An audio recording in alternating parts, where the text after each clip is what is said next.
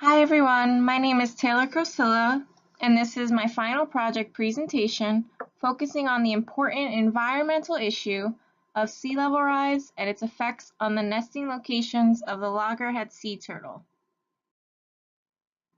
Sea level has been rising over the past century and is continuing to rise at increasing rates.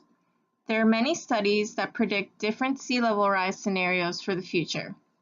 NOAA projections for global sea level rise to the year 2100 varies from their low scenario at 0.7 feet to a high scenario of 6.6 feet, as seen in the represented graph. But who will be affected by this?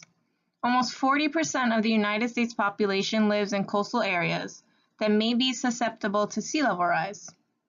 Rising sea levels will lead to shoreline erosion, increased flooding, and damage of infrastructure. This will lead to a loss of habitat for not only humans, but animals as well. The loggerhead sea turtle is the most common sea turtle in the state of Florida. It is the largest of all hard-shelled turtles and gets its name from their massive heads. They migrate thousands of miles and return back to the same nesting grounds they were born in. They nest on coastal beaches with high slopes to avoid inundation. They are currently listed as a threatened species under the U.S. Endangered Species Act. The focus of my analysis is going to be on Brevard County, Florida.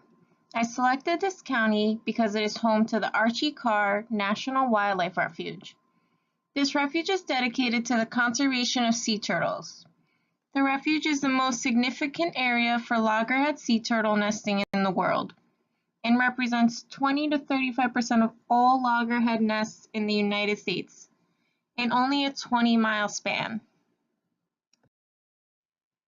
Datasets downloaded for this analysis include Landsat 8 imagery from the USGS Earth Explorer, digital elevation models from the USDA Geospatial Data Gateway, a Florida county's boundary shapefile accessed from ArcGIS Online, sea level rise projections in 1 foot, 3 feet, and 6 feet from NOAA, a sea turtle nesting beaches shapefile from the Florida Fish and Wildlife Conservation Commission, and also a Florida State Park shapefile from the U.S. Fish and Wildlife Service. A digital elevation model was downloaded in a 30-meter resolution. The fill tool on ArcGIS was used to fill in sinks to make the model hydrologically correct. The digital elevation model displays low elevation on the coastal side and barrier island of the county. This makes this area more susceptible to rising sea levels. Two Landsat 8 images were combined into one raster file by using the Mosaic to New Raster tool on ArcGIS. The multiple training samples were selected to classify the Landsat imagery into 6 classes. The results of the supervised classification using the maximum likelihood classification tool are as follows: 48.9% wetlands, 22.2% urban development, 13.5% agriculture, 9.7% grasslands, 3.2% water, and 2.5% beaches.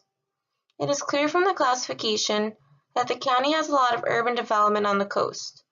Combining the location of urban development with the low elevations displayed on the previous digital elevation models, these areas are very vulnerable to rising tides.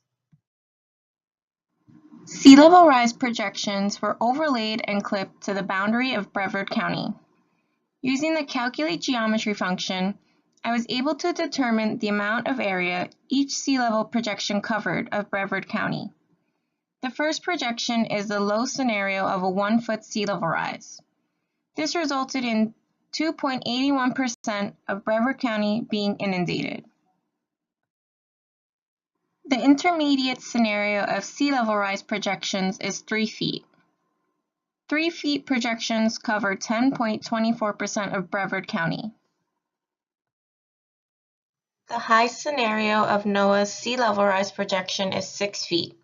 6 feet sea level rise covers 16.48% of Brevard County.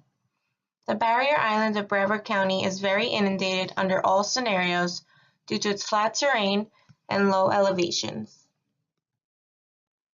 In order to determine if the sea level rise projections will alter sea turtle nesting, we need to focus on Archie Carr National Wildlife Refuge. The map displays in bright green the locations of the refuge.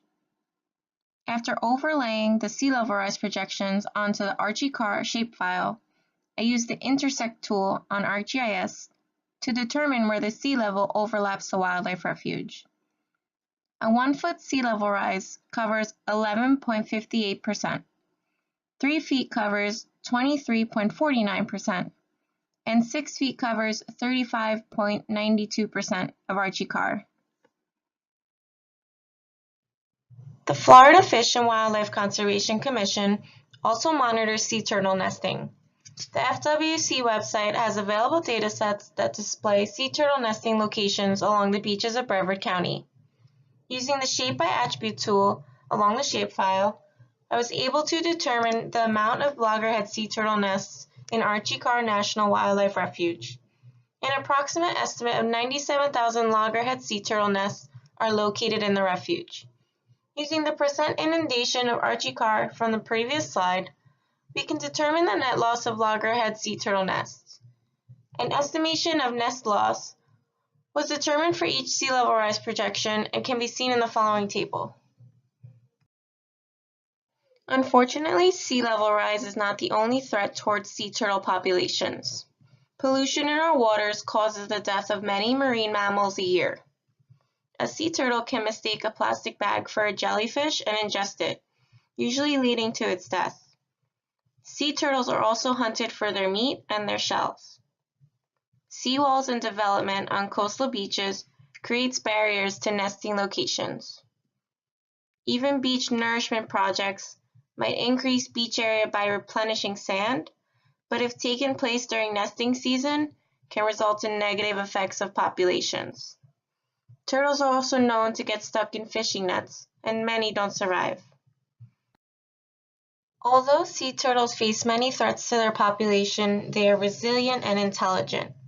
Luckily, there are multiple organizations dedicated to the conservation of sea turtles. Many studies are learning and identifying strategies to alleviate the impacts of sea level rise on sea turtles. Some strategies that are being suggested by studies are limiting construction near beaches and requiring them to use turtle-friendly lighting, planning urban development away from nesting areas, or even banning shoreline hardening structures. All it takes is small steps to help mitigate the effects of climate change. I'm hoping this presentation opens the eyes of the public to an important environmental issue that is affecting such amazing creatures. These are my references used throughout this presentation. Thank you for a great semester, and thank you for watching.